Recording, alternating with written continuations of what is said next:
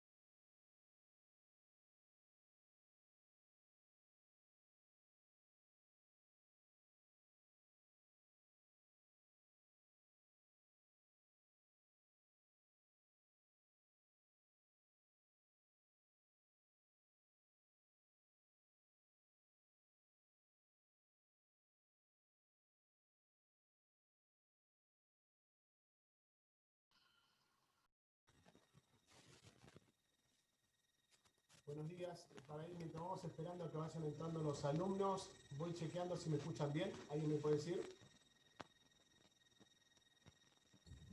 Sí, se escucha bien. Perfecto. Esperamos un ratito, antes, así por lo menos 4 o 5 minutos, así podemos, así pueden entrar la mayoría. ¿Sí?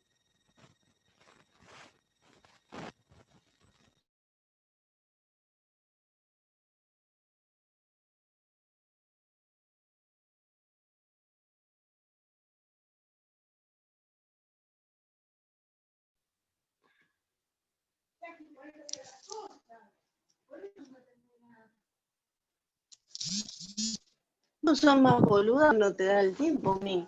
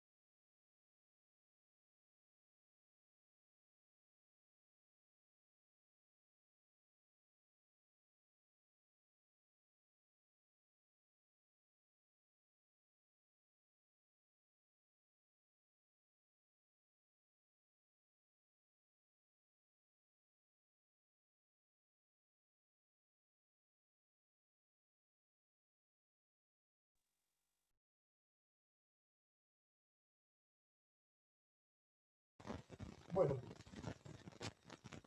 vamos a arrancar la clase. ¿Me escuchan? ¿Me escuchan bien ahí? No, profe, pareciera como si algo estuviera tocando el micrófono o algo así se escucha. Yo con interferencia. ¿Me escuchan con interferencia? A ver. ¿Ahí? ¿Me escuchan bien? ¿Me escuchan ahí, chicos? No, Muy bajo se escucha. Muy bajo. Me voy a acercar un poco ahí. ¿Me escuchan ahí? ahí mejor. Yo muy bajo. Perfecto. A ver, me voy a Lo que acercar. puedo es conectarse a auriculares de celular, que eso le da mejor sonido. No estoy con auricular, pero ahí trato de acercarme para que me escuchen al micrófono. ¿Sí? ¿Ahí me escucha mejor? Sí. ¿Sí? No, profe. Bueno, escuchen, voy pausado, ¿sí? Lo importante es que mantengan sobre todo sus micrófonos cerrados. A lo sumo, si a alguien le pregunto, que me escuche, que me conteste, digamos, si escuchan bien, nada más. ¿Ok? ¿Sí? A Ahí ver, se escucha mejor. ¿se escucha mejor? Bien. Bueno, vamos a arrancar la clase de hoy con este tema. Hoy en la bolilla, seguimos con la bolilla 4 y hablamos de todo lo que tiene que ver con la designación. Vamos a ver los conceptos, la función judicial, propiamente dicha, la función judicial. Hay posturas activistas y posturas garantistas. Ese es un punto, ¿verdad? El otro punto que vamos a ver hoy es la designación de los jueces. Para que la próxima clase lo que vamos a ver cómo se remueve, cómo se destituyen a los jueces. Vamos a ver la designación de los jueces en nación y provincia. Y si nos queda algo de tiempo, me gustaría repasar lo que vimos en la clase anterior con respecto, sobre todo, a la evolución histórica del derecho procesal. Porque hubo un momento que se cortó y me quedó duda eso. ¿Sí? ¿Están escuchando bien, chicos? ¿Escuchan bien? Sí, Sí, sí, se escucha perfecto. Bueno, vamos por partes. Entonces, me quedó muchas dudas con respecto a la clase, más que todo porque fue la primera clase, y es un tema que hay que abordar que tenía que ver con todo lo que evolución del derecho procesal. Voy a hacer un simple repaso, pero voy a marcar ciertos puntos que tienen que ver con la importancia del derecho, de la evolución histórica del derecho procesal. ¿Se acuerdan cuando hablamos del derecho romano, el derecho patrio y español y demás, y germánico? A suerte eso lo voy a hacer como a final de la clase, para que no quede colgado. Entonces, siguiendo la correlatividad, de la clase de hoy, vamos a ver según el punto de la bolilla 4, que habla de la función, caracterización de la función judicial. Y esto, por supuesto, chicos, tiene que ver con lo que ya vieron con la doctora Pereira. ¿Se acuerdan que vieron en la primera clase las funciones que tiene el Estado? ¿Verdad? La función a través de las funciones, a través del gobierno, establece cuáles son los órganos, tanto el Poder Ejecutivo, Legislativo y Judicial.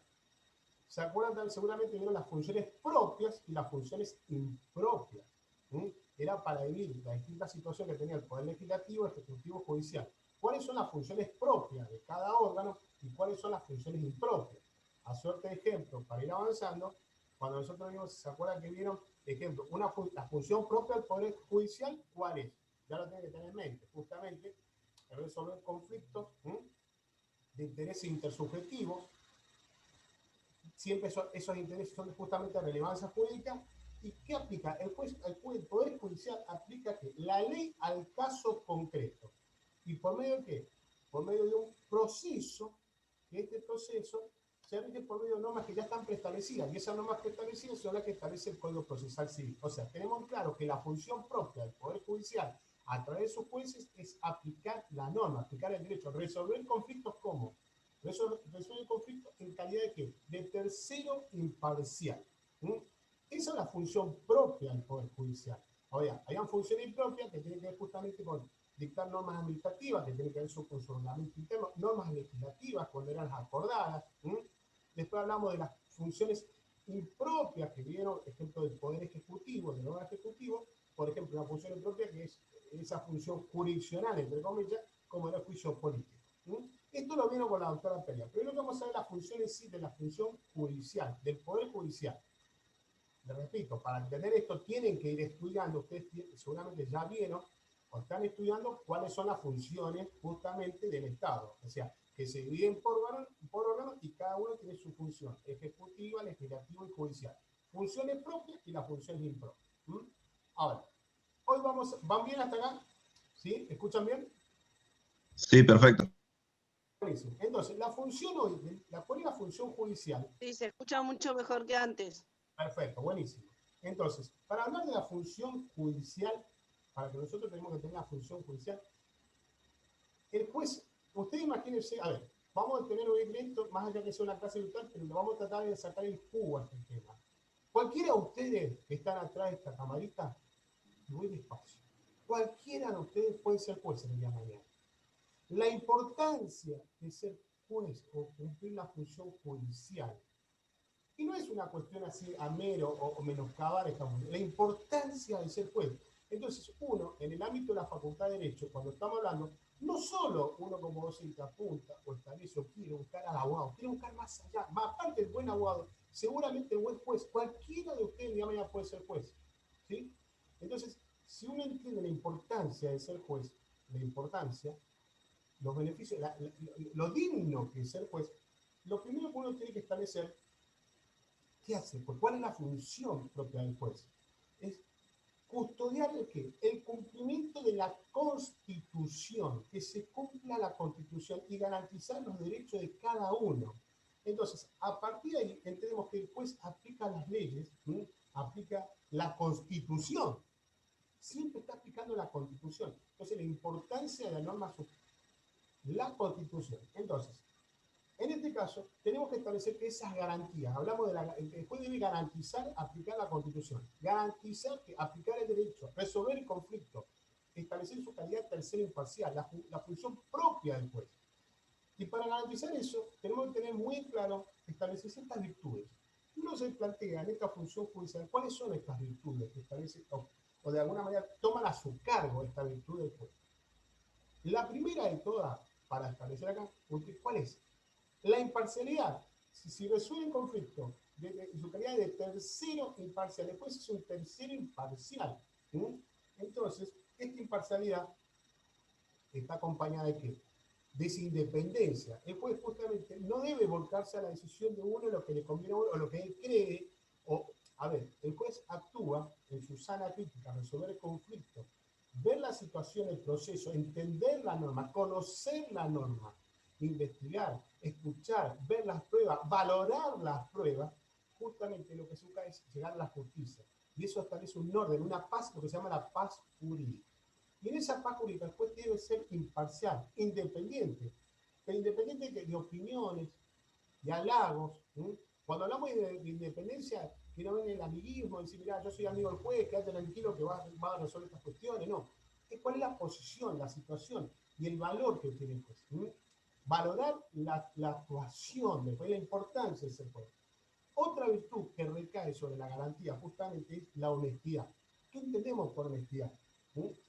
Honesto en cuanto a no recibir ningún tipo, ni como le decía recién, ni halago, no recibir soborno, el manejo del personal del juez. Cuando maneja su personal, o sea, lo que tratamos de buscar en la justicia no es tener confianza en el juez. Lo que se busca, la finalidad es confiar en el poder judicial, en el sistema judicial. Entonces, ustedes que son estudiantes de derecho, futuros abogados o futuros jueces, tienen que velar y proteger y establecer esa independencia del juez. Y los elementos, esas virtudes, van a estar encuadradas, se va a contener por estas virtudes que les digo recién, que son la imparcialidad, la honestidad y demás. Bien, bueno, siguiendo esta caracterización de la función judicial, entendemos bien cuál es justamente la función judicial y es consecuencia de las funciones propias del Poder Judicial. Resolver el conflicto de intereses en su calidad de tercero imparcial y demás, aplicando el derecho, siempre con normas preestablecidas, encuadradas por el ordenamiento justamente del Código Procesal, los códigos de procedimiento. Siguiendo el punto 1, habla de posturas activistas y garantistas. Esta postura, este tema, hay mucho material sobre esto, pero es consecuencia de la doctrina actual. ¿Qué entendemos con la postura garantista judicial o postura activista judicial? Cuando pareciera que, como dice el dicho, ya le bajé un apunte, pareciera que es las distintas caras de una moneda, ¿no? Uno lo que establece, pero de alguna manera lo que se trata de establecer es una suerte de equilibrio en estas dos posiciones. Pero hay que entender cuáles son lo que contienen estas posturas. ¿Qué quiere decir una postura con otra? Más allá de buscar un equilibrio sobre estas dos opiniones de la doctrina. Una, justamente, la de la postura garantista que lo dice acá en la bolilla 4, en el punto 1, establece que prioriza ¿qué? El método sobre la meta. ¿Cuál es el método que se va a utilizar? Sobre la meta, sobre el fin. Entonces, para el proceso de esta postura, establece una suerte de debate. Siempre prioriza ¿qué? La igualdad de instancias, la igualdad de las partes. El juez va a actuar en esta postura, en esta posición de garantismo, en una suerte de tercero imparcial, e independiente. O sea, trata de conectar a las partes, conecta justamente a las partes, y garantiza la igualdad. Lo que busca es la finalidad que no se afecte, no se vulnere en la defensa del juicio. Siempre está en protección de la defensa del juicio, de las partes, para llegar a una sentencia justa. Entonces, la actuación de esto es garantizar que se respete la igualdad, la defensa del juicio. Ahora, a diferencia de la postura, o sea, esta postura, por supuesto, chicos, de garantismo judicial, lo sostiene justamente estos principios constitucionales. Cuando hablamos de principio, hablamos de principio de igualdad, de legalidad, de seguridad jurídica, como le dije recién, el debido proceso, de imparcialidad. O sea, que el juez va a actuar con su tercero imparcial en base a estos principios, a estas garantías constitucionales, y va a establecer una suerte de diálogo entre las partes y va a ser, bueno, yo voy a garantizar que se llegue a la sentencia, pero siempre respetando el debido proceso, la defensa del juicio, las garantías individuales, que se respete la legalidad. Ahora, a la otra postura que esta doctrina actual que establece, esta postura que habla del activismo, tiene que ver con el activismo, o prácticamente que prioriza, en vez de priorizar acá el método sobre la meta, es al revés, en la meta sobre el método, la finalidad. ¿Por qué? Porque para esta postura, el proceso es un instrumento, es una herramienta, donde el juez, de alguna manera, va a ser el principal actor. Si bien es tercero imparcial, pero tiene una actuación, hay una actuación, hay una parte activa del juez. Entonces, ¿por qué? Porque busca llegar a una verdad objetiva, priorizando, digamos, la finalidad, independientemente de lo que hace a la garantía. Lo que busca es la verdad, justamente esa verdad objetiva. Ahora, esto tiene que ver con qué, ¿por qué hablamos de esta actuación, el activismo judicial? Usted puede decir una cosa es buena o otra es la mejor. No, no. Lo que yo al comienzo hablé de estas distintas posturas es lograr una suerte de equilibrio. A medida que hay una posición, un avance de todos los intereses, digamos, de la parte cultural, económica, hay una demanda social, también demanda social, donde se busca justamente la celeridad del proceso. Llegar justamente, por supuesto, a la sentencia, se busca esa actuación, esa actividad, y ese juez que actúe, que sea un juez inmediato. ¿Por qué? Porque en esto, y no quiere decir con esto que deje de lado estos principios, estos criterios de la garantía constitucional, todo lo contrario, no. Pero es una balanza, es una suerte de balanza, de equilibrio. O sea, que si bien se respete el debido proceso, las garantías que habla de esta postura, ¿no? Lo que se busca es celeridad y llegar justamente a una eficiencia de los resultados de lo que hace con la justicia, o sea, la celeridad del proceso, porque justamente tiene que ver con los tiempos procesales, lo que busca es, y hay aparte no tanto de esto, hay un interés, donde hay un tercero acá que esto también, que tiene que ver que es los medios de comunicación, la importancia de los medios de comunicación que están atentos a las resoluciones judiciales. Entonces, a ver, cuando hablamos, para hacer una suerte de resumen de este primer punto de postura activista y garantista, la primera, la garantista, establece que se respeten los debidos procesos, donde puede un tercero imparcial y busca una suerte de diálogo entre las partes. Y la postura activista establece una suerte de buscar la verdad objetiva, de dar prioridad, digamos, a la meta, más que el método que se utiliza. Una no escapa a la otra, es una suerte de balance. Lo que pasa es que en la postura activista hay una actuación propia del juez, la actividad del juez, una juez más actor, más allá de ser un tercero imparcial y que respete las garantías constitucionales. ¿Esto quedó claro? ¿Lo entendieron? ¿Alguna duda con este punto? Sí, perfecto. Bien, este es el primer punto, chicos, de juez. Hay mucho, yo les bajé un material, hice una suerte de resumen, pero yo les bajé un material y está muy claro, ¿sí? ¿Cuál es la finalidad de una? No significa que una sea mejor que la otra. Lo que son, se inclinan, digamos, son posiciones que establece la doctrina. ¿Mm?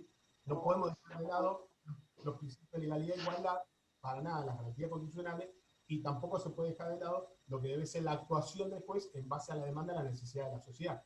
Un juez activo, que participa, que está atento a las necesidades del proceso, respetando las garantías constitucionales.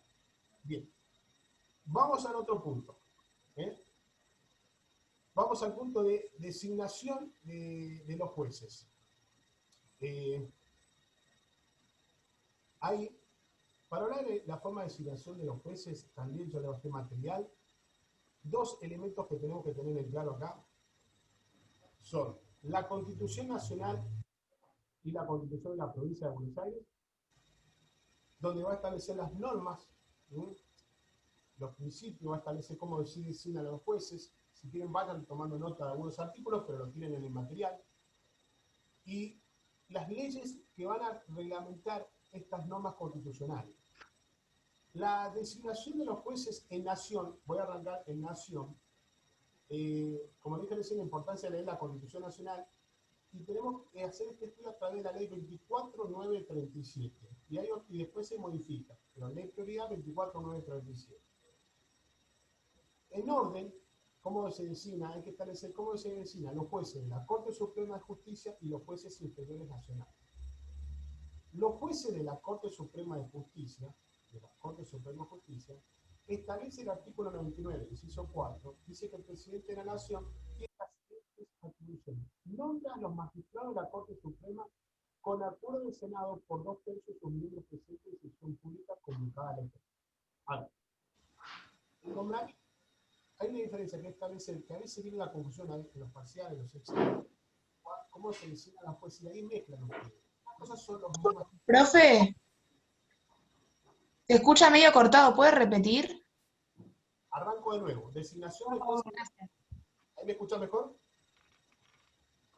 ¿Mejor ahí? ¿Me escuchan bien ahí? Profe, sí, pero se escucha mejor. Escucha. El tema de vamos a hablar de designación de los jueces de nación y provincia.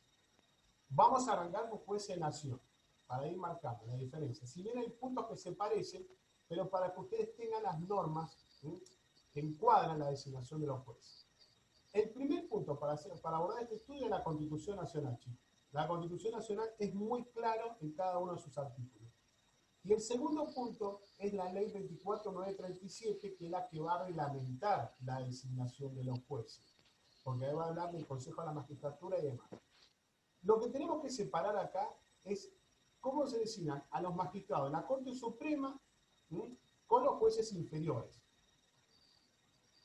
La Corte Suprema es el máximo tribunal de justicia, es el máximo tribunal, eso está claro. Después viene el problema de jueces inferiores, cámaras, jueces y demás. Pero el máximo tribunal son los magistrados de la Corte Suprema de Justicia. El artículo 99, inciso 4, dice que el presidente de la Nación tiene la siguiente atribución. Nombra a los magistrados de la Corte Suprema con acuerdo del Senado por 2/3 de sus miembros presentes en sesión pública convocada al efecto. Anoten, artículo 99, inciso 4. ¿Sí? Si yo tomo la Constitución Nacional, ¿sí?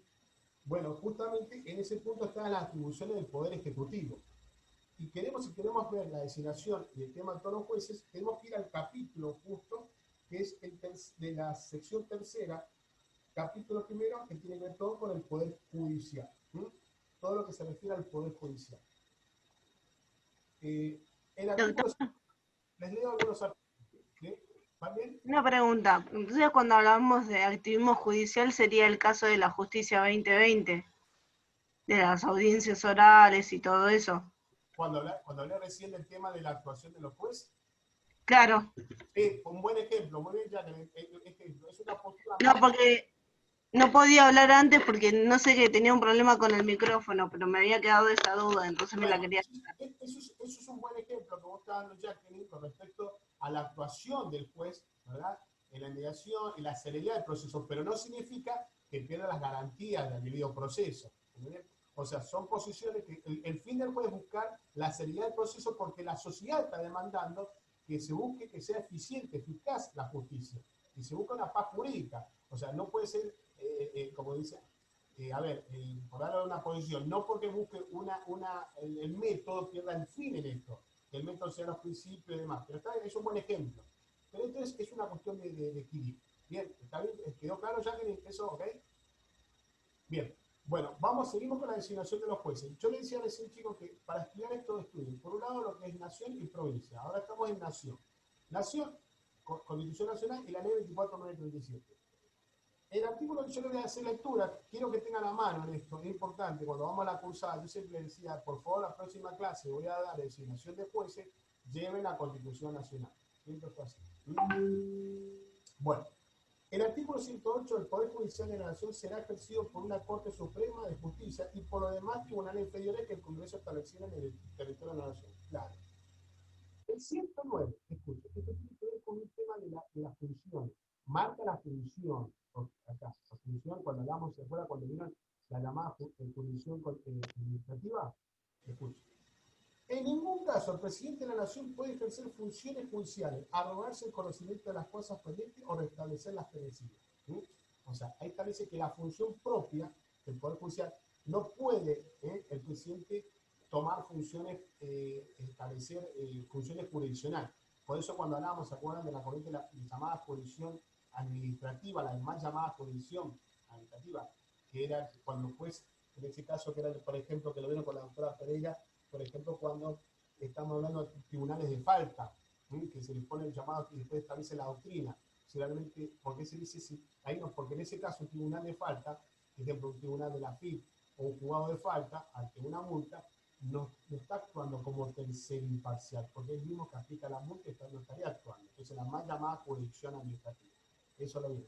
Y el artículo 109 deja en claro esto. En ningún caso el presidente de la Nación, o sea, el Poder Ejecutivo, puede ejercer funciones judiciales. Funciones judiciales.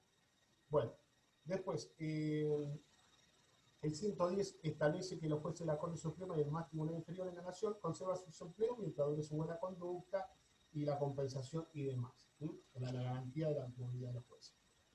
El 111, los requisitos para ser juez, podrá ser miembro de la Corte Suprema de Justicia si lo que se requiere es ser abogado de la Nación, debe tener 8 años de ejercicio y establece las calidades requeridas para ser senador, que lo remite al artículo 55. Que justamente las calidades requeridas para ser senador es tener la edad de 30 años. Bueno, vamos, en el artículo 113, la Corte Suprema dictará su reglamento interior y nombrará a sus empleados. Bueno, ahí un ejemplo de una función impropia, de establecer su reglamento interior, cuestiones que tienen que ver legislativa interna, acordadas y demás. Es una función impropia por ahí que tiene que ver con el tema de la función judicial. Ahora, si bien me remito que decía recién que el artículo 99, inciso 4, establece que el presidente de la Nación nombra a los magistrados de la Corte Suprema con acuerdo del Senado. Entonces, nos lleva a una pregunta. ¿Cómo se nombran los jueces inferiores? Y esto, los jueces inferiores, se nombra a través de ¿qué? Del Consejo de la Magistratura. ¿Y qué es el Consejo de la Magistratura? Esto se aplicó a través de cuando se modificó la Constitución Nacional en el año 94, se crea lo que es este órgano, el Consejo de la Magistratura, y en la punta está la definición, igual se las voy a decir, el concepto. El Consejo de la Magistratura es un órgano constitucional, multisectorial, y está integrado, ¿por qué? Encargado justamente de confeccionar las ternas de candidatos al Poder Judicial, a jueces nacionales y federales. Y esto para que luego estos jueces van a ser designados por el presidente de la Nación con acuerdo del Senado. Es decir, y acá, en la designación de los jueces inferiores, quien actúa es el Consejo de la Magistratura, este órgano constitucional y multisectorial.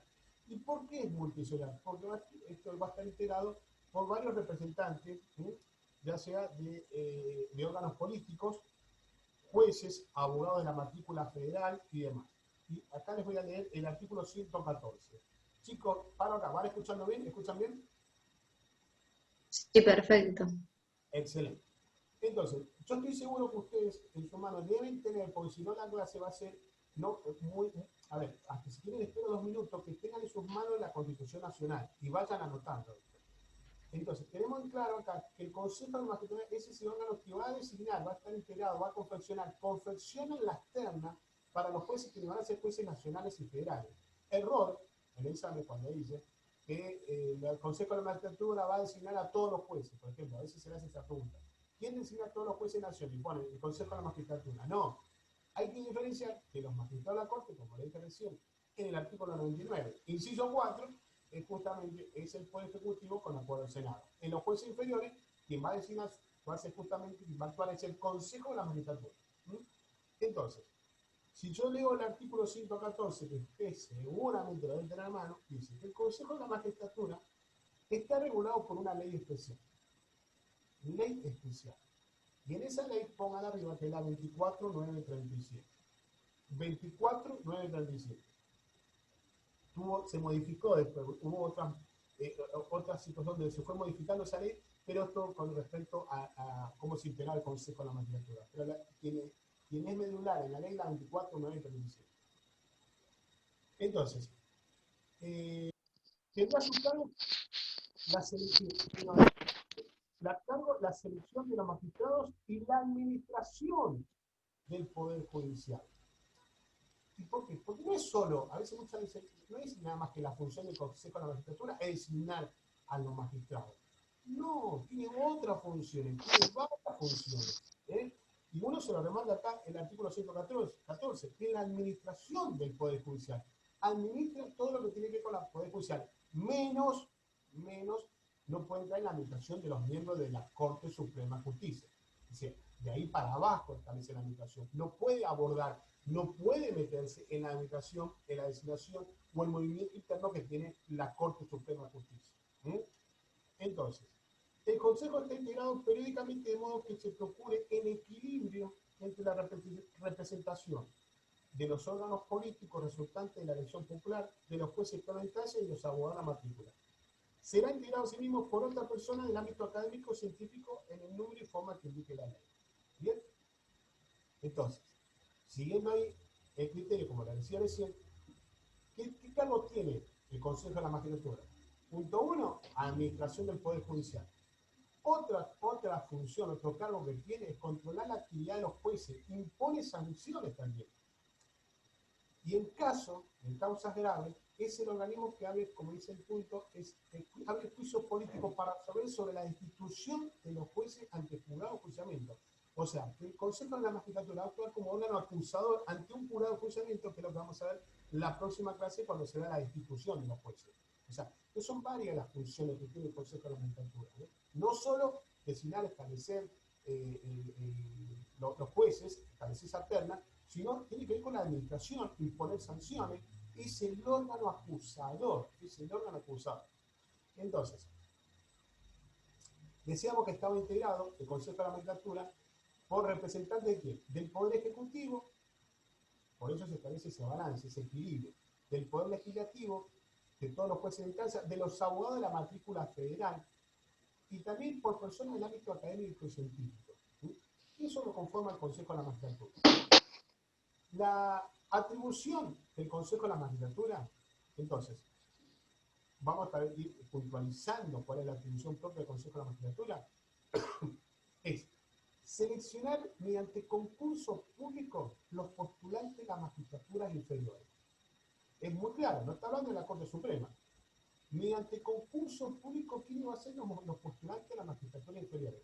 Esto se hace por medio de publicidad a través de la página del Poder Judicial, y dentro del Poder Judicial está la página del Consejo de la Magistratura. Entonces, por ejemplo, se necesita un juez federal, juez de nación para tal lugar. Entonces, uno presenta, lleva toda la documentación y esto por medio de un concurso. Se hace por medio de un concurso de postulantes. Una vez que tiene el concurso de postulantes, es justamente el Consejo de la Magistratura quien va a emitir estas propuestas y van a ser por medio de ternas vinculantes. ¿Para qué? Para esos nombramientos de los magistrados inferiores. Entonces establece esa terna vinculante. Otra de las atribuciones del Consejo de la Magistratura de la Nación como les decía recién, es administrar los recursos, ejecuta el presupuesto que la ley le asigne, establece todo lo que tiene que ver con la administración del Poder Judicial. Ejerce también, como les decía recién, funciones de carácter disciplinario sobre magistrados. Cuando hay una suspensión o se aplica una disciplina, quien va a establecer esto es justamente el Consejo de la Magistratura, tiene la facultad sobre las cuestiones que tienen que ver con la disciplina sobre un magistrado. Otro punto, decide, como le decía recién, la apertura del procedimiento de remoción del magistrado. En su caso puede ordenar la suspensión o formular la acusación correspondiente. Y también dicta todo lo que tiene que ver con la reglamentación, todo lo que hace la organización del Poder Judicial.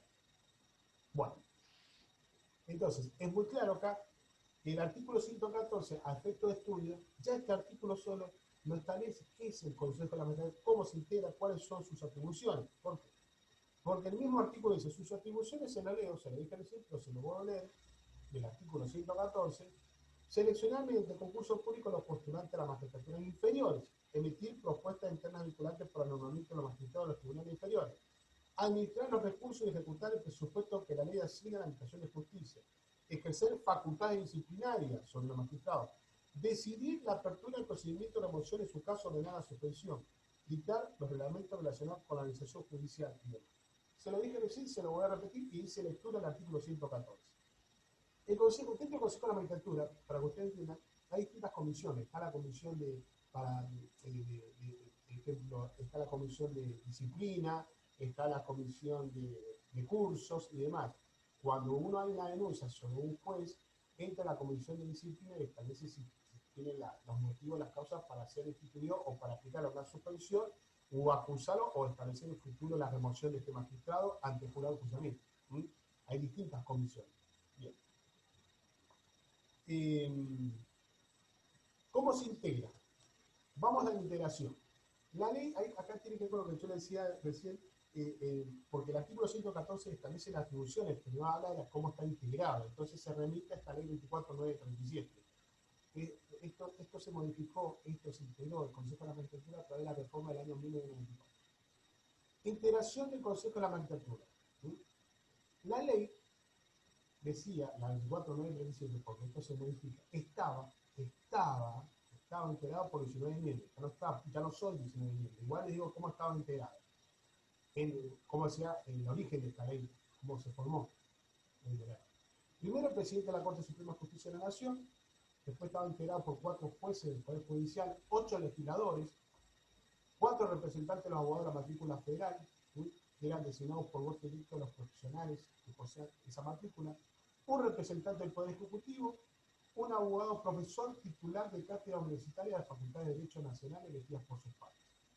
Esto decía la ley 24.937, que reglamentaba el artículo 114 de la Constitución Nacional, y el fin era establecer cómo estaba integrada el Consejo de la Magistratura, cuántos miembros tenía el Consejo de la Magistratura.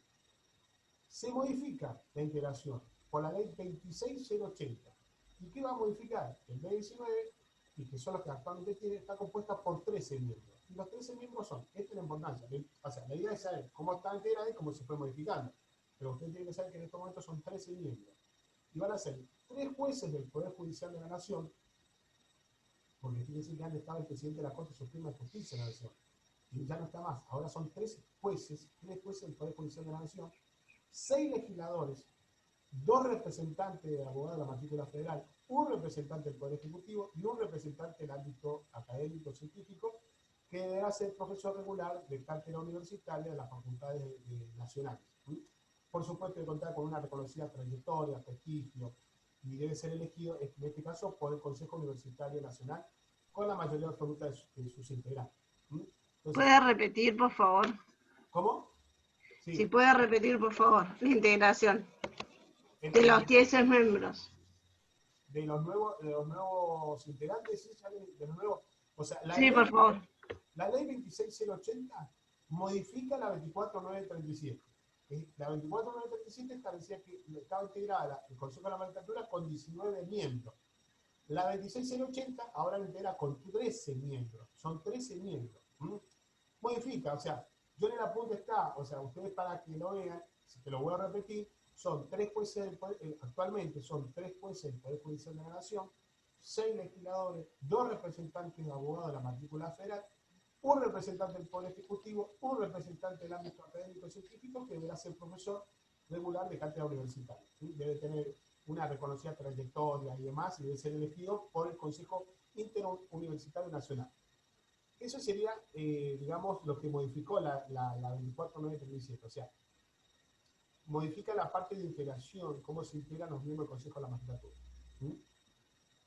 Lo que hay que tener claro acá es la atribución de la 24.9.37, la atribución que tienen los miembros del Consejo de la Magistratura, que no es solamente designar, digamos, a los jueces inferiores. O sea, tenemos que tener claro que también dicta su reglamento interno, establece también el proyecto del presupuesto anual, designa justamente cuando hablábamos del reglamento interno, porque designa a sus miembros, quién va a ser presidente y vicepresidente del Consejo, designa los integrantes de cada comisión, como les comentaba recién, que hay distintas comisiones, porque está la comisión de curso, y por ejemplo en este caso, cuando a un juez se le quiere aplicar una sanción, una disciplina, va a haber previo un dictamen de esa comisión de disciplina y de acusación, que es la que después va a formular la acusación correspondiente al jurado de acusamiento. O sea, hay una estructura interna donde se establecen las distintas comisiones. O sea, que el trabajo del Consejo de la Magistratura, lo que yo quiero decirle con esto, chicos, es que no es solamente designar a los jueces, tienen varias funciones,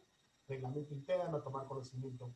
Importante, pues se pregunta, ¿cuáles son las atribuciones del Consejo de la Magistratura? No es solamente designar a los jueces, designa a sus miembros internos, presidente, vicepresidente, la comisión establece designar los integrantes de cada comisión, decide la apertura del procedimiento de remoción de los magistrados. Quien decide quién va a remover los magistrados es el Consejo de la Magistratura, previo dictamen de esa comisión de disciplina. Y esta acusación la va a establecer, la va a formular ante quién? Ante un jurado de juzgamiento, que es lo que vamos a ver, como les decía recién, la próxima clase cuando veamos la institución de los jueces.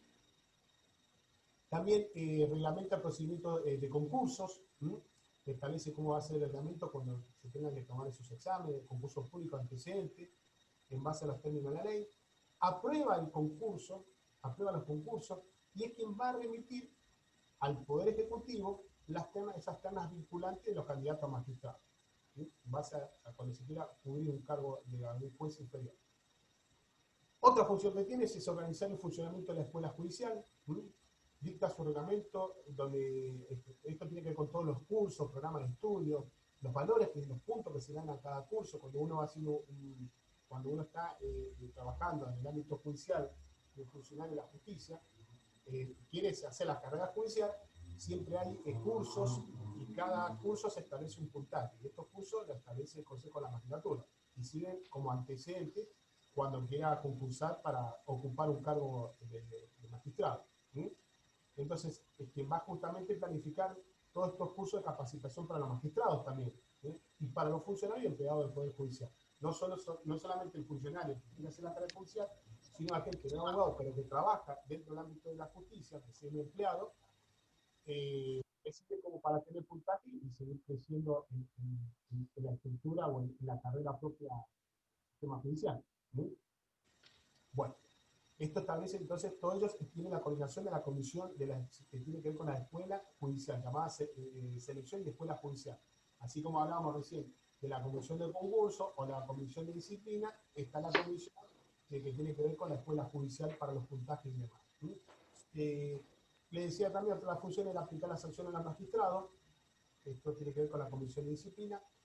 Y también repone en su cargo a los magistrados cuando estén suspendidos, que han sido sometidos a jurado de juzgamiento y no han sido removidos por el tribunal o por falta de resolución. Porque el artículo 115 ya habla de lo que lo vamos a ver en la próxima clase, cuando los tribunales de la nación son removidos por las causales expresas en el artículo 53. O sea, el Consejo de la ¿Culito? repone a su... No aguantaba más, Culito, tenía que venir, estaba sin dormir hace 3 días. Mucha pelota ahí. Chicos, alguien tiene el micrófono abierto, disculpen. Sergio, creo que sos vos. Sergio. Gracias, Culito, está abierto. Bueno, ¿me escuchan bien ahí? ¿Me escuchan?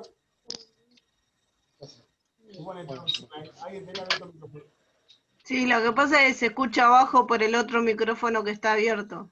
Por favor, cierren el micrófono, ¿sí? Cierren los micrófonos. Bueno, a ver, entonces, acá, chicos, tienen una idea y cómo pueden abarcar y abordar el tema de designación de los jueces en nación.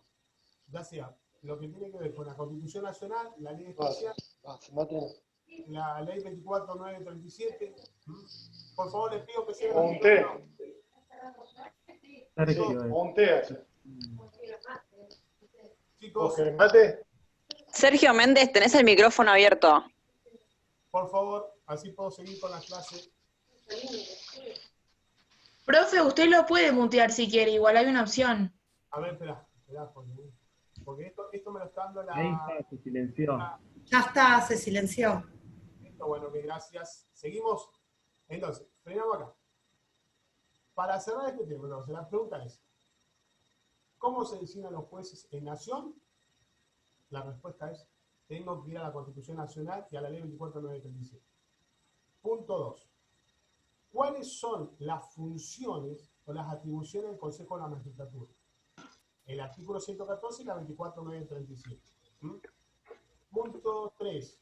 ¿Cómo se Disculpe, Sí. disculpe, ¿puedo repetir porque no se escuchó nada? Bien. A suerte, Yo no escuché nada pues se escuchaba todavía el acople del otro micrófono. bueno, escucha, a suerte para cerrar este primer punto de la designación de los jueces en nación, nos preguntamos, ¿dónde los teníamos? Vamos directamente primero a la Constitución Nacional. Bien. Segundo, a la Ley 24937. Y de ahí nos va a llevar, ¿cuál es la función del Consejo de la Magistratura? ¿Qué es el Consejo de la Magistratura? Tenemos el concepto, se nos dice. ¿Cuáles son las atribuciones del Consejo de la Magistratura? Lo que quiero que entiendan, que la única función no es designar a los jueces inferiores. ¿Sí? ¿Cuáles son justamente las funciones? ¿Cómo se integra el Consejo de la Magistratura con la ley 24137? ¿O cómo se integraba, y cómo se integra ahora por la ley 26080? ¿Cuántos miembros son? Y lo que les decía decir, ¿cuáles son las atribuciones según la 24937 del Consejo de la Magistratura? ¿Por qué? Porque las atribuciones son varios incisos, que son 5 incisos que establece la 114, y también la 24937 reglamenta las atribuciones del Consejo de la Magistratura, que tiene que ver con el reglamento interno, designar, y son mucho más puntos: aprobar los concursos, organizar las escuelas judiciales, la comisión de disciplina, reponer a su cargo al magistrado que había sido suspendido, etc. Entonces, si hablamos de atribuciones, tenemos que ver las atribuciones que establece la 114, el artículo 114 de la Constitución Nacional, y la ley 24937, que va a ampliar o va a reglamentar las atribuciones de lo que dice el artículo 114 de la Constitución Nacional. Bueno, seguimos. Vamos ahora a la designación de los jueces de la provincia de Buenos Aires. Así como recién decíamos nación, que era el 114, y la ley 24937, en provincia es la Constitución Nacional, artículos 175 y demás, y la ley 11.868. 11.868. ¿Y qué dice el artículo 175 de la Constitución? Habla de provincia, ahora digo provincia. Los jueces de la Suprema Corte de Justicia, el procurador y el subprocurador, serán designados por el Poder Ejecutivo con acuerdo del Senado, otorgado en sesión pública por mayoría absoluta de sus miembros.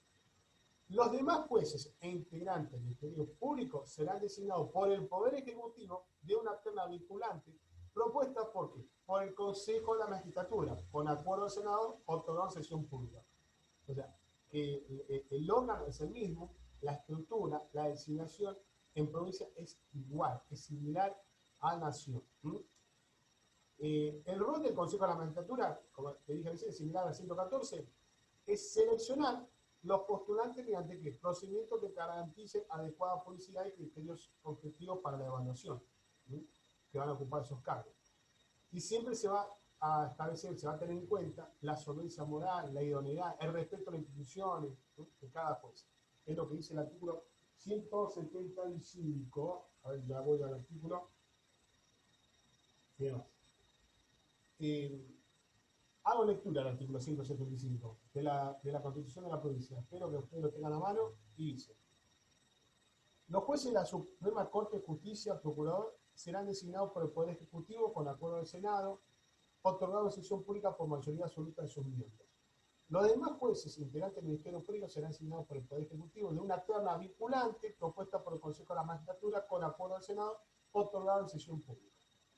Será función indelegable del Consejo de la Magistratura, acá habla del rol en este párrafo del Consejo de la Magistratura, seleccionar los postulantes mediante procedimientos que garanticen adecuada publicidad y criterios objetivos predeterminados de evaluación. Se va a tener en cuenta la solvencia moral, la idoneidad, el respeto por las instituciones democráticas y los derechos humanos.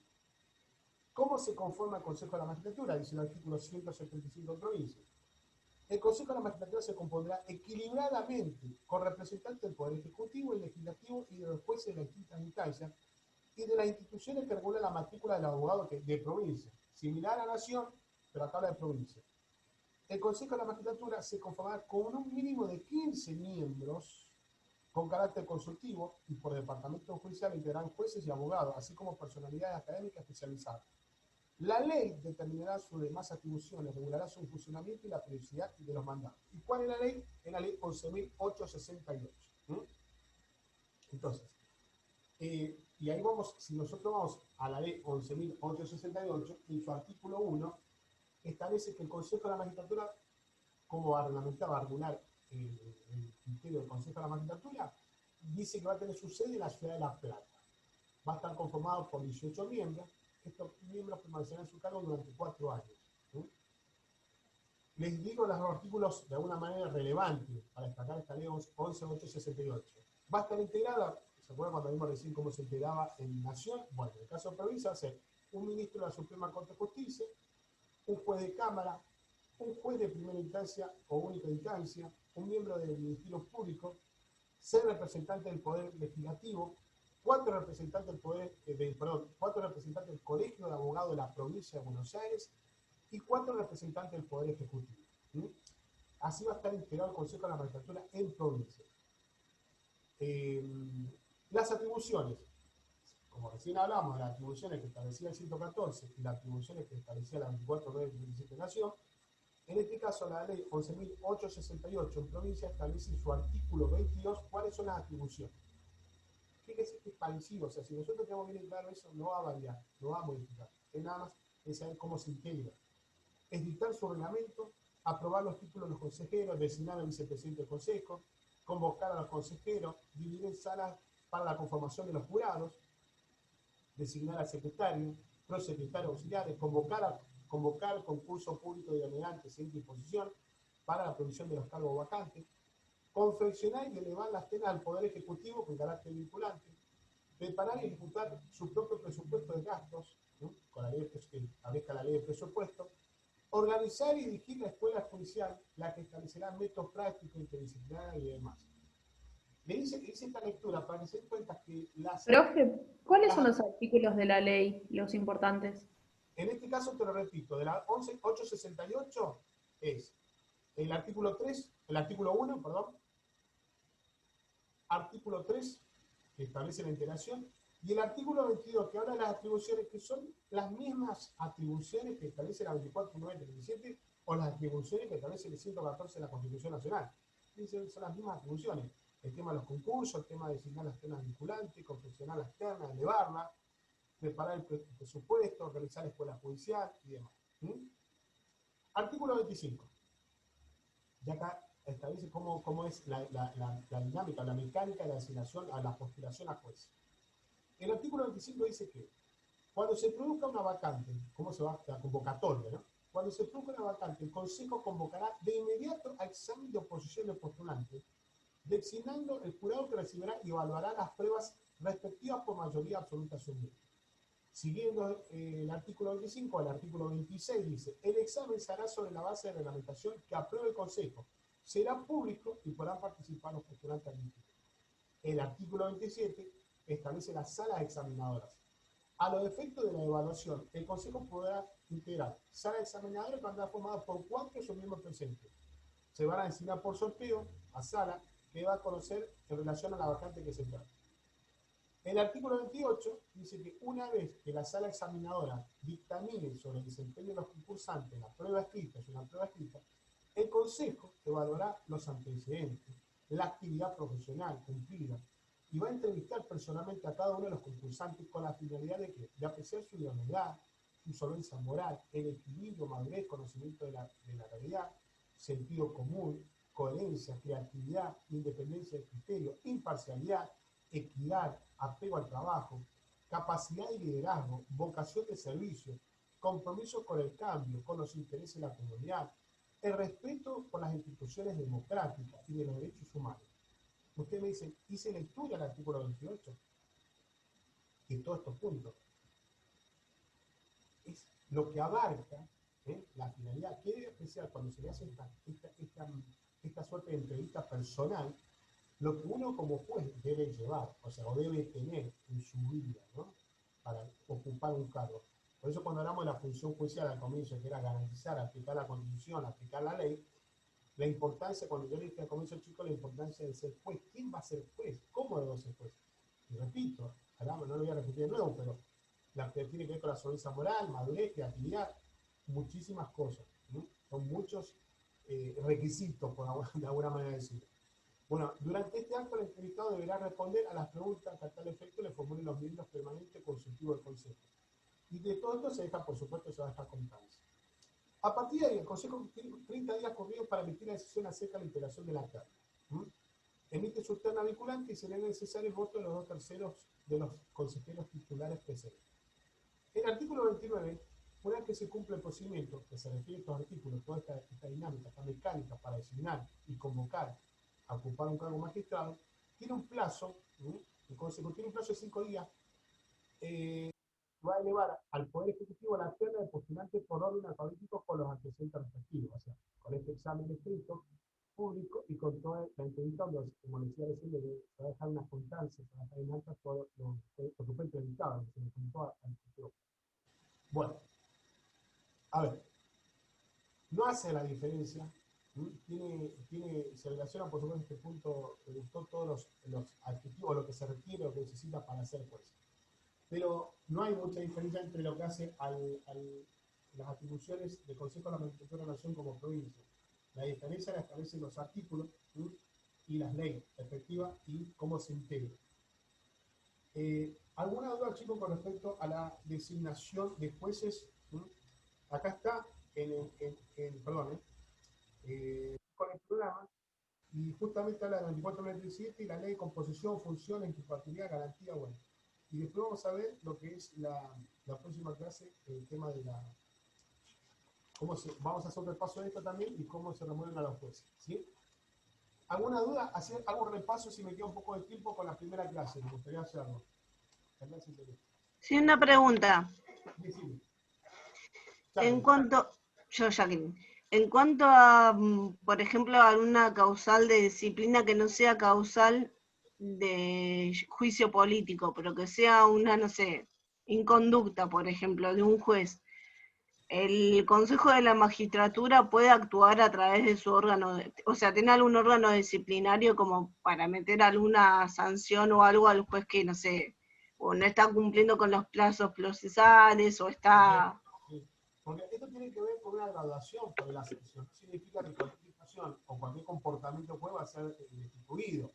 Y hay cuestiones que son disciplinarias, que son suspensión. Y esto lo establece la Comisión Disciplinaria del Consejo de la Magistratura. Perfecto. Se lo puede suspender, tiene un efecto, por supuesto, de esa suspensión en el tema de sus saberes, puede pasar de esa suspensión. Después tiene todo el derecho también de apelar o revocar esa decisión del Consejo de la Magistratura. Hay que respetar el debido proceso. Pero el Consejo de la Magistratura no solo actúa en la destitución, en la acusación para instituir, sino también para aplicar las sanciones disciplinarias. Por lo menos va viendo, igual estudiando cuáles son las atribuciones. Perdón, ya que no se escucha por el teclado. Ahí lo bloqueo, perdón. Lo que te decía recién, a la pregunta que hacía el chat es que cuando hablamos de las atribuciones, pareciera que uno se queda nada más con la función del Consejo de la Magistratura, y esto lo resalto, chicos, es nada más que la designación de los jueces. No, no es eso nada más. no es nada más que la designación de los jueces. Tiene varias funciones y atribuciones, pero establece 114, en el caso, como también en provincia y nación, o la ley que reglamenta en cuanto a las funciones del poder, las funciones propias del Consejo de la Magistratura. ¿Sí? Y tiene, por ejemplo, que es las sanciones disciplinarias, la escuela judicial, el presupuesto interno, designar a sus miembros y demás. Bueno, ¿alguna otra duda con respecto a esto? ¿Dudas? Así le hago un pequeño repaso de la clase anterior, que me gustaría saber. ¿Alguien me puede decir si tienen dudas, chicos? ¿Todo bien? Pero todo esto está en el apunte que subió, ¿no? Esto está, ya lo abrí el apunte, está en la bolilla 4, yo lo abrí y está clarísimo donde puse los artículos importantes y el tema de la clase primera de las posturas activistas y garantistas. Está. Ah, listo, para saber los artículos. Sí. O sea, si bien, chicos, te digo una cosa, lo que haré, trato de darle la clase a agregar, pero les trato de dar un material que pueda abarcar lo mejor que se pueda, o sea, lo que estamos hablando en la clase, ¿sí? Pero esto no quita... Hay dos apuntes, de hecho, sí, en el campus de la bolilla 4, relacionados a juez. Esos son los que hablan. Perfecto. Pero, a ver, traten, busquen más, si estamos hablando del Consejo de la Magistratura, y yo resalto, busquen, hay mucha lectura del Consejo de la Magistratura, ¿qué es realmente la función? ¿Para qué sirve? ¿Por qué es un órgano constitucional? ¿Por qué el equilibrio? ¿Qué lo integra? O sea, imagínense, ustedes piensen esto el día de mañana que quieran ser juez. Y como les decía recién, de la importancia de este artículo, del artículo 28 de la ley 11.868, me detengo ahí y bueno, cuando se le hace la entrevista a ese juez y se le va a preguntar sobre su solvencia, la madurez, el conocimiento, la habilidad, o sea, acá, ¿qué es el juez? ¿Cuál es la función? Y de esa manera vamos a, en la medida que tenemos que jerarquizar no solo el conocimiento del derecho, sino cómo lo aplicamos y el sentido a la persona en el derecho. ¿Quién va a ser el juez? Bueno, vamos a seguir un poco, voy a hacer un repaso, si no queda otra pregunta, no quedan dudas con respecto a estos temas de las distintas funciones de la caracterización de la función judicial, de las posturas activistas y garantistas y designación de los jueces. Y voy a hacer un pequeño repaso nada más para ir terminando, que quedó sobre el tema de la historia de la evolución del derecho procesal. Hice hincapié en que el origen del derecho procesal, hablamos del derecho romano. La mayoría de los autores, casi todos los autores, decían, Giovenda, Ludwig, varios autores, decían que el derecho romano es el alma y la vida del proceso. O sea, todo lo que tiene que ver con el proceso civil moderno, su origen es el derecho romano. Y cuando yo dije la clase, si bien en la facultad, no, ya se escrito, antes era una materia obligatoria el derecho romano, es importante y tener conocimiento de lo que hace el derecho romano. Porque muchas instituciones, muchos puntos, muchos temas del derecho procesal moderno son consecuencias o tienen su origen propio en el derecho romano. En el derecho romano. Entonces, así de hecho, si vamos en todo el historial, la Edad Media también, en la época de la Edad Media, tiene su origen en el derecho romano, en las instituciones de derecho romano, más allá, pese a las influencias que tuvo de alguna manera la Iglesia, que cambia a ciertos puntos el derecho romano con respecto a la defensa y sobre todo le había dado mayor atribución, mayores poderes al juez. Pero no por eso no quitaba su origen y su esencia en el derecho romano. Para luego diferenciar con el sistema germánico, este derecho romano, con el tiempo, establecía, a través de, sobre todo en el siglo XI, en la Universidad de Bolonia, crece lo que se llaman los glosadores o glosadores. Los glosadores eran aquellos que interpretaban, estudiaban, hacían un desarrollo, penetraban, digamos, o deducían lo que era el derecho romano. Y dentro de esto, en los cuerpos, en las leyes romanas, estaba la famosa que se llamaba el corpus juris civile, que era el cuerpo del derecho civil romano. Estos glosadores, en el año 1300, a partir de 1100, estudiaban, interpretaban la norma jurídica romana y con eso se creaban cuerpos normativos en la Edad Media y a partir, de hecho, nosotros tenemos la diferencia no solo del origen del derecho romano, sino de los glosadores que estudiaron el derecho romano. ¿Sí? Y para tener un criterio de cómo fue en la época del derecho romano, hubo 3 etapas, como decía la clase anterior. Así que en la primera tuvo 3 periodos. En el primer periodo se llamaba el periodo de las leyes. Profe, Sí. ¿puede repetir a partir del siglo XI cuando habló? Porque ahí se escuchaba bajito. Bueno, te cuento. Que todo este desarrollo, porque ustedes me van a decir, bueno, pero hubo cambios, ¿cómo llegamos a que se pueda entender lo que es el derecho romano actual? Hubo un trabajo muy importante en el periodo en el siglo XI de la escuela de la Universidad de Bologna, donde había un creciente interés de lo que se llamaban los glosadores, quienes glosaban, interpretaban el cuerpo del derecho romano. Todas esas listas, o el origen, o esos cuerpos, con ese corpus juris civile, que era el derecho civil romano, estos glosadores, ¿sí?, de la época de la Edad Media, hacían una interpretación. Y a través de esta interpretación se creaban y se armaban nuevos los ordenamientos de la Edad Media. Y así sucesivamente. O sea que nosotros venimos una suerte de consecuencia de este desarrollo o este estudio de los glosadores, pero su origen, su alma, su esencia es el derecho romano. Entonces, cuando vamos a ver si entendemos el derecho romano y su estructura, a partir del siglo III a.C., hubo 3 periodos, 3 etapas. El primer periodo del derecho romano se llamaba legis actiones. Este periodo era un periodo totalmente solemne, oral, a través de testigos. ¿Y cómo era? Era a través de fórmulas orales. La parte, el actor y el demandado se presentaban ante un magistrado. Un magistrado. En este magistrado uno establecía esas fórmulas orales y este magistrado aprobaba esta fórmula a través de testigos, lo que el actor quería y lo que el demandado quería contestar o defenderse. ¿Sí? A partir de ahí se trababa la litis. Y no se cerraba, ¿por qué? Porque este magistrado, una vez que aprobaba esta suerte de fórmulas orales, las llevaba, las elevaba y se las presentaba a un juez, o sea que hay otra persona, está el magistrado y después aparece un juez. Y este juez es que va a dictar sentencia en base a las pruebas y en base a los testigos. ¿Sí? Ahí es donde se acababa la litis contrato. Había una suerte de fórmulas orales, una suerte de contrato oral. ¿Sí? A través de testigos. Esto era la característica, y este es el periodo de la monarquía del sistema romano, siglo III a.C. A medida que va cambiando, se va modificando estos periodos del derecho romano, ante el avance de la historia, aparece el nacimiento de la República.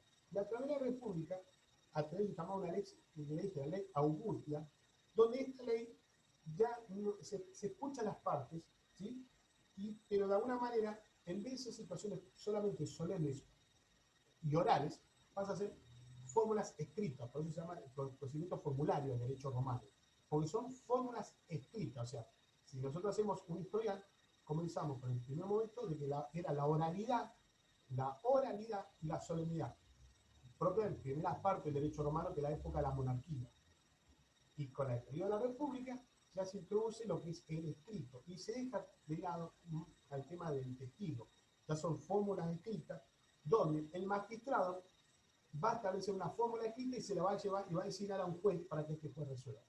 Seguimos entonces tanto en el periodo de la monarquía como en el periodo de la república, donde esta administración de justicia va a estar en manos de dos personas, de dos sujetos. El magistrado, por un lado, el que establecía la forma, y el juez el que resuelve. Nada más que para diferenciar en estos momentos, en estos periodos, que la monarquía era oral, solemne, ¿sí? y en el periodo de la república era escrito a través de esta ley. Ya eran fórmulas escritas. Bueno, a través de esta fórmula que en este periodo de la república, a través de la ley Augusta, justamente se van a manifestar las partes, tanto el actor como la defensa, van a establecer los hechos y el derecho, van a manifestar. Y consta de 4 partes en la época de la república, a través de esta ley Augusta. Llamada demonstratio, que es donde justamente se iban a exponer los hechos, ¿sí?, por los litigantes. La intentio, que resumía lo que pretende tanto el demandado. La condenatio, que justamente le daba facultad a este juez de absolver o condenar, de acuerdo al resultado de las pruebas. Y la judicatio, que permitía al juez atribuir alguna de las partes de la propiedad a la cosa litigiosa. Fíjense, chicos, cómo estamos hablando de la época del periodo de la república, del derecho romano, la importancia de uno realmente admirar, decir, cómo las fórmulas, cómo se manejaba la justicia. Que es lo que de alguna manera nosotros hemos heredado. O sea, cuando hablamos, si hablamos de la intempio, la pretensión, el objeto de la pretensión, lo que pretende es justamente el demandante. Bueno, yo le decía recién que eran 3 periodos. Era el periodo de la monarquía, solemnidad. Perdón, doctor, una consulta. Sí. Respecto de la Lex Obutia, ¿no hay que diferenciar la ley que surge a posteriori, que es la Lex Julia Iudiciarum Privatorum, si no me estoy equivocando con el nombre, que es la que, digamos, desplaza al procedimiento oral, al procedimiento formulario oral que lo antecedía y da la consagración al procedimiento formulario, ¿verdad? Exactamente, porque la oralidad, porque lo que hace al principio del sistema de la monarquía, el sistema de la justicia era para el ciudadano romano. A través de la Lex Obutia, la Lex Julia, ya como hay, le abre el juego. ¿Por qué tenía que ser formulario o escrito? Porque se perdía la credibilidad. Porque no solo era para el ciudadano romano, sino también era para el peregrino, para el extranjero. Entonces, iba a generar dudas, decía, ¿cómo iba a ser la situación? Porque, decía, el ciudadano romano era un privilegio que se tenía su propia ley, por eso había una solemnidad y era como un sistema cerrado en la monarquía. A través de la Ley Julia o a través de la Ley Augusta, se abre este juego y se necesita garantizar a través del proceso formulario. ¿Y por qué formulario? Porque ya pasa a ser escrito, pasa a ser la parte escrita y le establece un valor. Y en este, ¿quedó claro ahí, Nicolás? ¿Quedó? Bien, gracias. Sí, Bueno, perfecto. y a través de este desarrollo, yo le dije que le hablaba de 3 periodos. Y por lo menos usted me puede decir como estudiante, pero ¿qué me importa el derecho romano? No, a ver, chicos, estamos estudiando derecho, la importancia del derecho romano. O sea, uno piensa así, ¿de dónde viene esto? No es que un día alguien se levantó y se voy a crear el derecho y cómo viene. Vamos al fondo del tema. ¿Sí? Tal vez uno cuando quiere ver los hechos, uno tiene que ir a ver la historia. ¿Sí? ¿Por qué estoy parado acá y de dónde viene esto? Entonces, ¿qué es el derecho y de dónde viene? Entonces, vamos a la filosofía, a los principios, pero bueno, en este caso puntual, hemos ido al derecho romano porque estamos hablando del proceso del derecho romano. Este sistema formulario, con el avance después del siglo III, fue de alguna manera reemplazado, ¿sí?, por el llamado el procedimiento extraordinario. Esto se impuso a través de Diocleciano, ¿sí?, y donde establece, ¿qué establece Diocleciano? Acá, establece que en estos tiempos ya el proceso no va a estar en manos de ese magistrado y ese juez, sino va a estar en manos de una sola parte, de una sola persona. Va a haber un solo magistrado.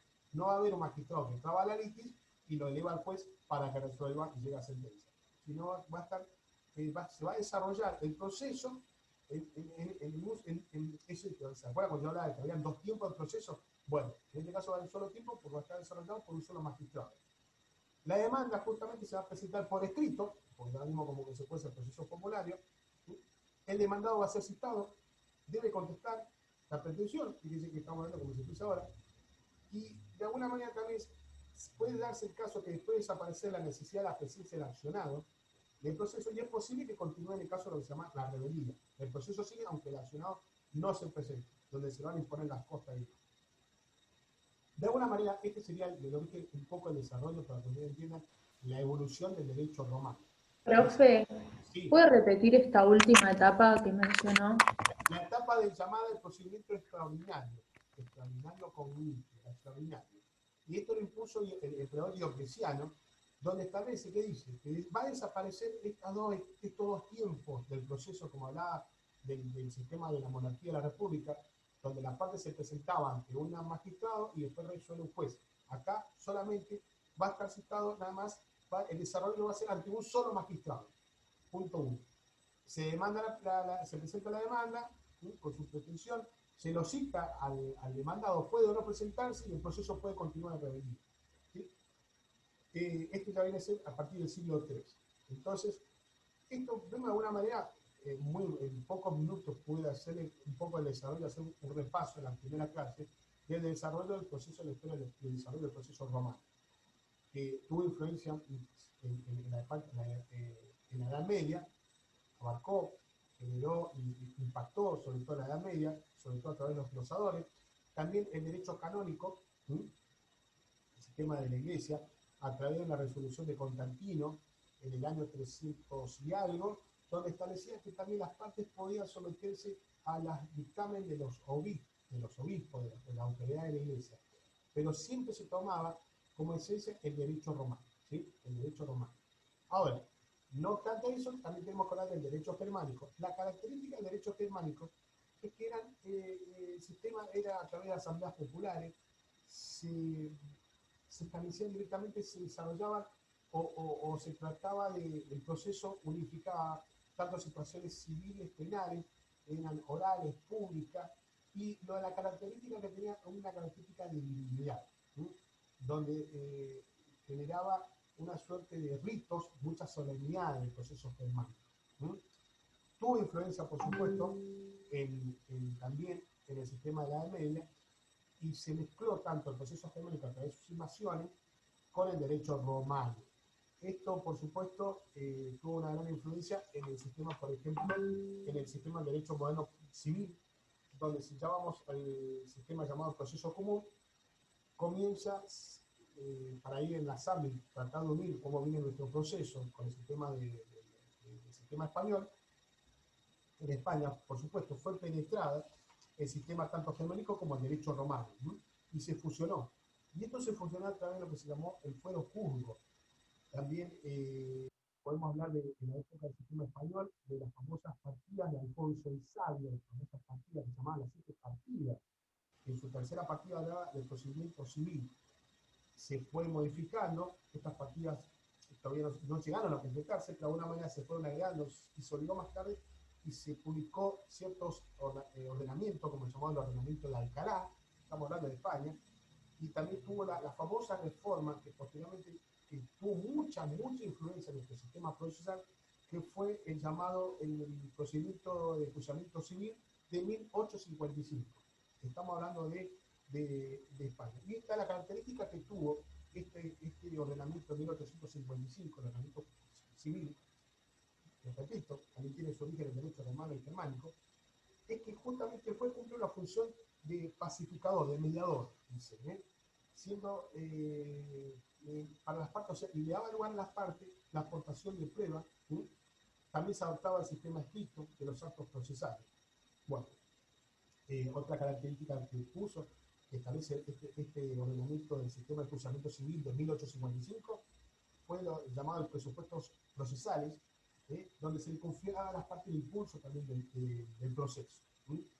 Y lo más característico, de acá resalto, lo vamos a ver más adelante, y a través cuando uno hacía una valoración de las pruebas, la apreciación de las pruebas que hacía el juez, lo hacía por medio de lo que se llama la sana crítica. Y ese sistema que adopta nuestro sistema procesal, nuestro sistema procesal, llamado sana crítica, pero lo heredamos por la Ley de Enjuiciamiento Civil Español de 1855, que era la forma de cuando se establecían las pruebas de los testigos, como se valoraban las pruebas testimoniales en esa época. Bueno, para ir terminando, todo esto tiene que ver, este resumen, esta suerte de repaso de la primera clase, por eso disculpen chicos que quise hacer este repaso, porque sentí como que había... Profe, Sí. ¿qué nombre recibe la etapa 3? ¿La del derecho romano? ¿Cuál sería el nombre de la etapa, claro?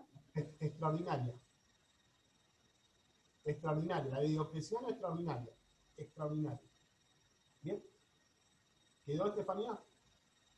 Sí, sí. Bueno, lo que estaba comentando recién, cómo estamos haciendo este caminito. O sea, ya estamos hablando del sistema español, del fuero juzgo, las partidas de Alfonso, la partida del rey Alfonso, las 7 partidas del rey Alfonso, sobre todo el tema de 1855, cuando se reglamenta el enjuiciamiento civil español. Eso lo heredamos mucho de esta norma, de este procedimiento, de 1855. En el periodo colonial, nuestro periodo patrio, ya en el periodo colonial hay una recopilación en la época de la colonización llamada las leyes de India. Toda esta recopilación, que son dictados de reglamentación y la administración de justicia a través de cédula, que se van a aplicar desde España, se van a aplicar en los lugares donde se colonizaba el río de la Plata. Tiene 3 periodos: el periodo justamente colonial, el periodo patrio, que arranca a partir de la Revolución de Mayo, y el periodo de la codificación. Como periodo colonial, le decía recién que esto se inicia con los ordenamientos, las resoluciones, la recopilación de India, que eran todas las normas que se aplicaban en España se aplicaban en el Río de la Plata. Y tiene que ver con, como decía recién, con el fuero juzgo y todo y demás normativa. En el periodo patrio ya comprende el presupuesto de a partir de la Revolución de Mayo y se tiene hasta el periodo de la codificación. En todo esto hubo muchísimos estatutos, 1815, hubo también reglamentación en 1812, donde se establecía, por ejemplo, ya en 1812, que se establece la creación de la Cámara de Apelaciones, y que estaba compuesta por jueces, de los cuales algunos eran letrados y otros eran vecinos de la ciudad. O sea, la Cámara de Apelaciones en 1812 estaba integrada no solo por jueces, sino también por vecinos, ¿sí? Después ciertas audiencias y demás, ¿no? Un poco para suerte de resumen, chicos, se establece a través de los distintos reglamentos, reglamento 1813, que establece la imposición del patrocinio de letrados, un montón de estatutos, reglamentos, donde se le está buscando y se le va a empezar a dar el principio de independencia al Poder Judicial, ¿sí? Donde se crean los primeros juzgados de primera instancia, los juzgados de paz, estamos hablando a partir del año 1821 y demás. Bueno, y el periodo de la codificación comienza con la ley 50.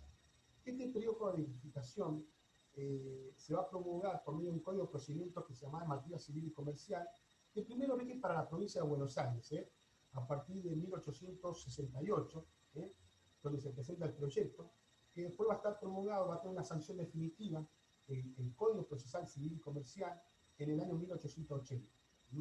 Fue un proyecto que presentó el doctor José Domínguez. Bueno, en este caso, primero se aplicaba para la provincia de Buenos Aires y después se declara a partir de 1880 por una ley especial, luego va a regir también para la capital de la República Federal. Esto un poco sería los antecedentes que tienen que ver con la periodo de la codificación. Les quise hacer una suerte de repaso de la primera clase, sobre todo la evolución del derecho romano, que había quedado medio. ¿Dudas? ¿Preguntas? ¿Todo bien? ¿Cómo quedó la clase, chicos? ¿Lo entendieron? Sí, perfecto, profe, creo que quedó claro. Todo bien. ¿Sí? ¿Alguna duda, chicos? ¿Quieren preguntar algo? A ver. No, perfecto. ¿Cuándo volvemos a tener con usted? Creo, ya te digo, ya te digo. La próxima clase la tienen. Mirá, les digo el 21 de septiembre, el día del estudiante. El día del estudiante. Ah, lo vamos a festejar con usted. Sí, mira, ayer hablamos con los integrantes de la comisión y bueno, entiendo que es el día del estudiante, pero bueno, con todos estos tiempos, chicos, hay que aprovechar. No, aparte que este cuatrimestre va a ser recorte y no alcanzan las clases para ver todo, y lo digo por experiencia. Bueno, y te digo una cosa, en la próxima clase vamos a ver lo que tiene que ver con la institución de los jueces, así que yo le voy a bajar material para que ustedes vean. Lo que yo bajé, lo que vimos en la clase de hoy, ya está habilitado. El tema de la caracterización del Poder Judicial, la postura y la designación de los jueces en nación y provincia y la ley. Y hoy logré este contacto porque pude llegar a repasar lo de la evolución del derecho romano, porque pensé para mi criterio que no, por la primera clase tuvimos mucha interrupción con el tema de la plataforma, que fue involuntario, por supuesto, la primera clase, habían quedado temas medio colgados y por eso quise hacer este repaso. Y les voy a repetir, es importante, chicos, que lean cómo fue el derecho romano, que estudien cómo fue, hagan lectura de la historia del derecho procesal, ¿sí? Abarque, vayan más allá de lo que son las clases, aprovechen que tienen tiempo para investigar y estudiar. Bueno, para ir terminando, ¿alguna duda? ¿Preguntas? ¿Todo bien? ¿Quedó claro? Bueno, nos vemos la próxima semana, ¿sí? Y cualquier cosa me consultan por el foro, por ahí, les voy a dejar los mensajes. ¿Quedó? Buen fin de semana, entonces. Igualmente, profesor. Bueno, buen fin de semana. Gracias. Chao, hasta luego.